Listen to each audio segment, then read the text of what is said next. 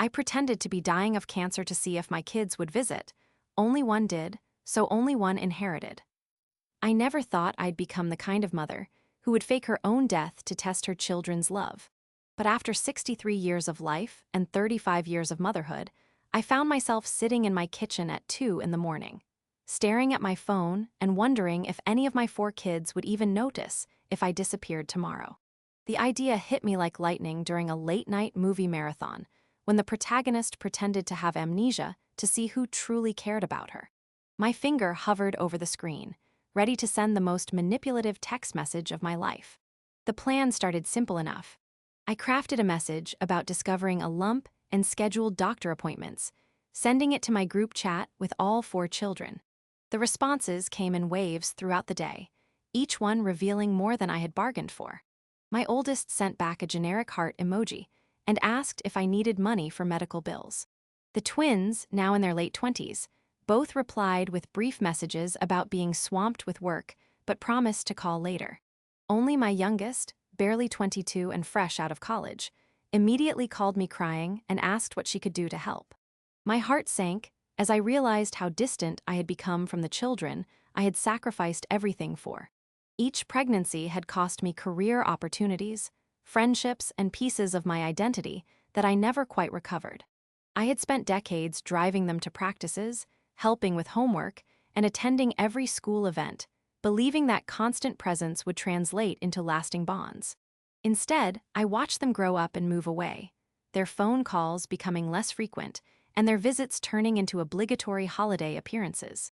The fake diagnosis escalated faster than I had anticipated.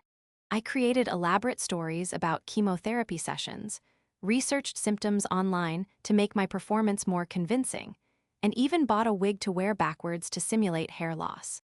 My youngest daughter moved back home within a week, taking a leave of absence from her entry-level position to care for me. She cooked my favorite meals, drove me to fake appointments, and held my hand during manufactured moments of weakness. The guilt ate at me daily, but I couldn't stop myself from continuing the charade.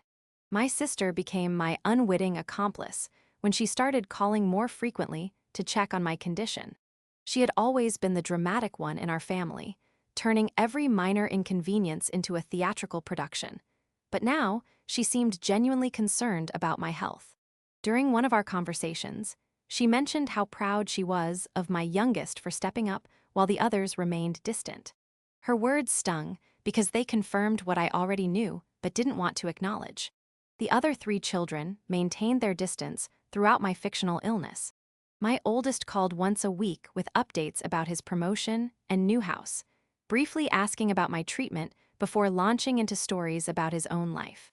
The twins sent care packages and money, but never visited, claiming their demanding schedules made travel impossible. Their absence during what they believed were my final months revealed the harsh reality of our relationships. 3 months into my deception, I received an unexpected visitor. My former neighbor, an elderly woman who had moved to a retirement community the previous year, appeared at my door with a casserole and knowing eyes. She had survived actual cancer twice and immediately recognized the signs of my fabrication. Instead of confronting me directly, she sat in my living room and told me stories about her own children, 3 successful adults who rarely visited despite living within an hour of her home. Her wisdom cut through my self-pity like a blade. She explained that adult children often struggle to maintain close relationships with their parents, not because they don't care, but because they're building their own lives and families. The ones who stay close often do so because they need something from their parents, whether it's financial support, emotional validation, or simply haven't learned to be independent yet. Her words made me question whether my youngest's devotion was genuine love or simply her inability to separate from me. The breaking point came when I overheard my youngest on the phone with her boyfriend, crying about how she felt trapped by my illness but couldn't abandon me during my final months. She had put her entire life on hold, including a promising relationship and career opportunities, to care for someone who wasn't actually dying. The weight of my deception crushed me as I realized I had manipulated the one child who truly loved me into sacrificing her future for my emotional neediness. I spent the next week planning my miraculous recovery, researching stories of spontaneous remissions and experimental treatments. The lies came easier now, built upon months of practiced deception. I told my youngest that new test results showed the cancer had mysteriously disappeared, leaving doctors baffled but optimistic. Her tears of relief mixed with exhaustion as she processed the news, and I saw the toll my selfishness had taken on her young face.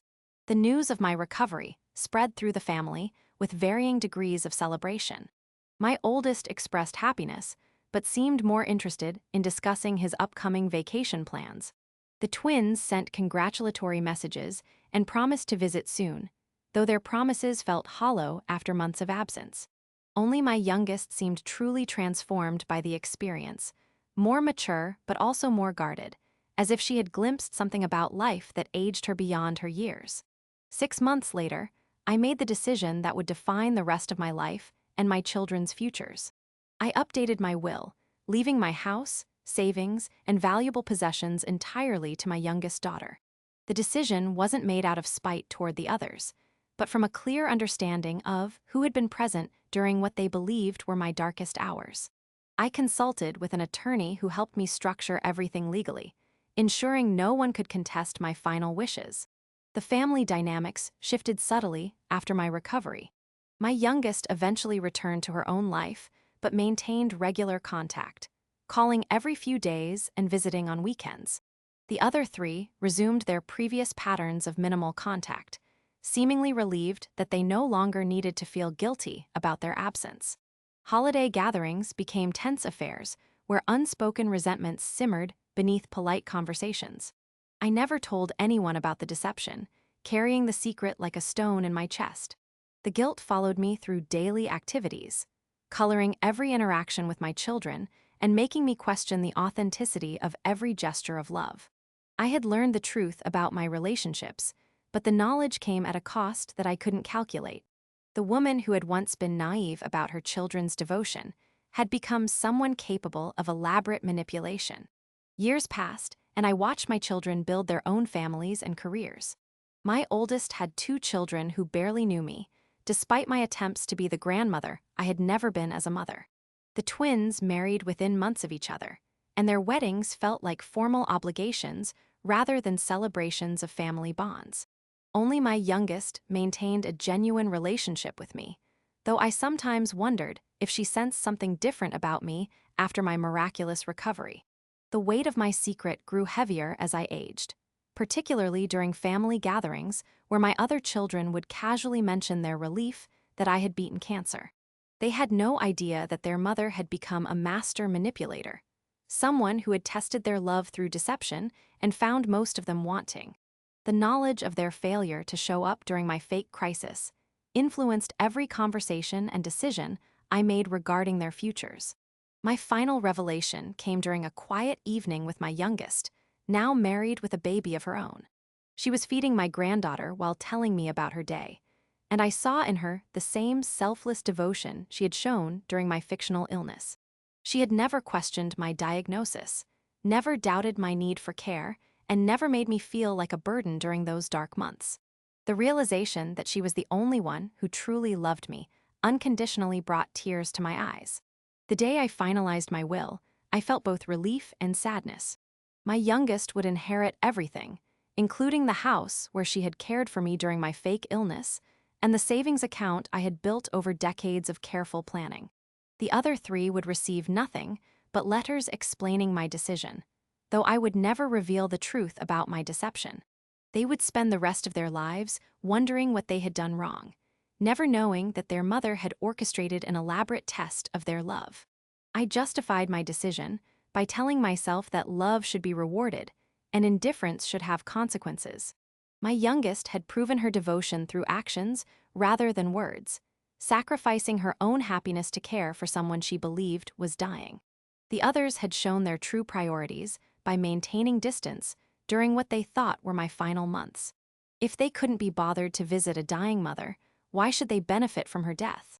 The secret of my deception would die with me, leaving behind only the consequences of my test. My youngest would be rewarded for her love and devotion, while the others would face the reality of their neglect. I had become a mother who tested her children's love through manipulation and found that only one had passed. The knowledge satisfied my need for truth, but left me wondering if I had destroyed more than I had discovered. As I sit here now, years later, I sometimes wonder if I was wrong to test my children's love through deception.